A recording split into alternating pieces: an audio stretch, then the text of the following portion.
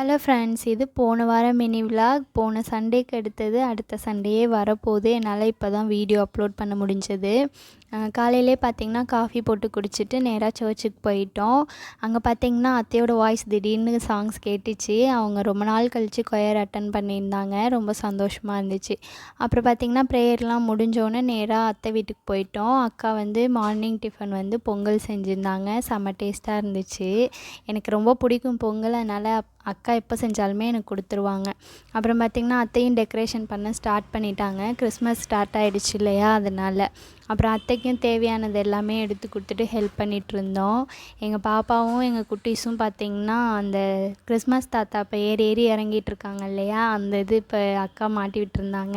அது அழகாக இருந்துச்சு. அதை பார்த்து என்ஜாய் பண்ணிகிட்டு இருந்தாங்க. அத்தை வீட்டில் பார்த்திங்கன்னா டெக்கரேஷன்லாம் சூப்பராக பண்ணியிருந்தாங்க.